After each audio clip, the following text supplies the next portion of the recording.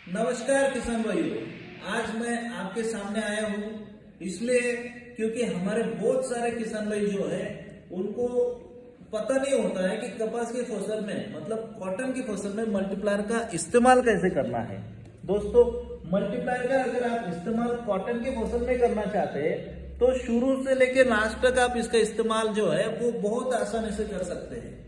क्या होता है, ऑलरेडी आपकी कॉटन की जो फसल होती है मतलब कपास की जो फसल होती है उसके जो बीज होते हैं ना वो ऑलरेडी कोटेड होते हैं, तो इसलिए हमें उसका बीजोपचार करने की जरूरत नहीं है।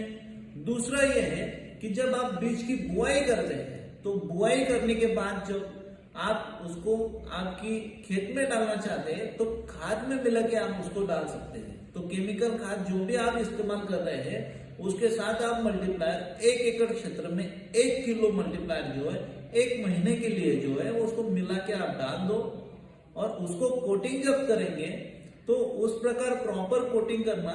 नीचे जो है वो प्लास्टिक का कागज लेना और उसके ऊपर सब कोटिंग का प्रोसेस करना और उसके बाद फिर खाद जो है वो आपको मिट्टी में डालना है। उसका फायदा ये होता है कि केमिकल खाद जो है उसके कारण होने वाला जो दुष्परिणाम है वो मल्टीप्लायर होने नहीं देगा आपकी मिट्टी में, और साथ ही मल्टीप्लायर उसका काम करता रहेगा जो आपकी फसल में जो है वो पूरी तरह से पोषण जो है वो मिट्टी से मिले।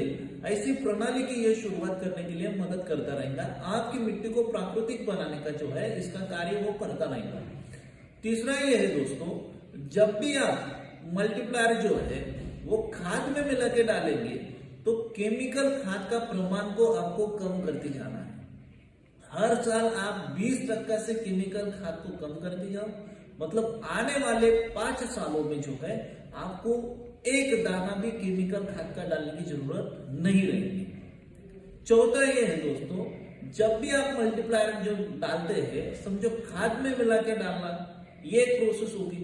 दूसरा प्रोसेस ये है, अगर आप चाहते हैं उसको पानी से देना तो पानी से देते वक्त आपको जो है वो ड्रिप से या खुला पानी के साथ जो है वो आप इसको चला सकते हैं। इसको ड्रिप से या खुला पानी के साथ अगर देना है आपको तो 200 लीटर पानी में आधा किलो मल्टीप्लायर जो है वो मिक्स कर लेना है, अच्छा सा घोल बना लेने का उसका, और ड्रिप से या खुला पानी के साथ जो है वो आपको 1 एकड़ क्षेत्र में देना है 15-15 दिन के अंतराल से।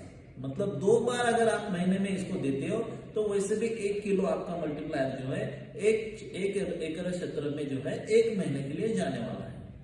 अगर आप चाहते हो इसका स्प्रे करें, फसल पे स्प्रे करें, छिड़काव करें, तो उसके लिए क्या करना है, जब आप बुआई करते हो बुआई करने के 15 दिन बाद से आपकी कपास की फसल पे आप इसका छिड़काव करना शुरू कर सकते हैं। छिड़काव में आपको क्या करना है, 1 लीटर पानी में 1 ग्राम मल्टीप्लायर इस हिसाब से लेना है। जैसे 15 लीटर के पंप में 15 ग्राम मल्टीप्लायर, 20 लीटर का पंप होगा तो 20 ग्राम मल्टीप्लायर।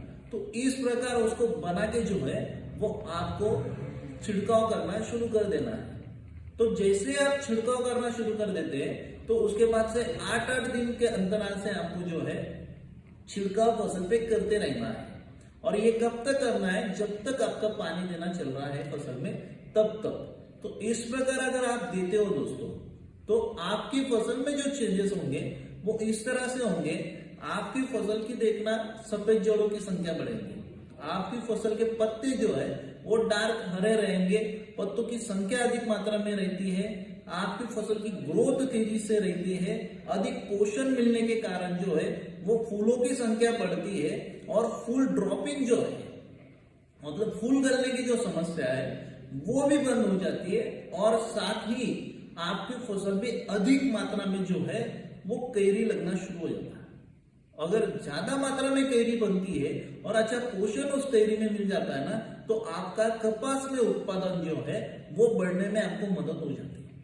तो देखना आप 1 एकड़ क्षेत्र में आप पिछले साल जितना क्विंटल के हिसाब से आपने कपास निकाला होगा तो वही अभी ये साल आप मल्टीप्लायर तकनीक का इस्तेमाल करने के बाद जब आप उसका कपास का प्रोडक्शन निकालेंगे तो क्विंटल के हिसाब से देखना आपका प्रोडक्शन जो है उत्पादन जो है वो बढ़ जाता है। इस प्रकार अगर आप देंगे तो आपकी फसल जो है वो बहुत ही बढ़िया रहेंगी इसमें फसल में भी चेंजेस दिखेंगे, प्रोडक्शन भी बढ़ता हुआ दिखेगा और आपकी मिट्टी में भी आपको चेंजेस जो है वो दिखाई देंगे।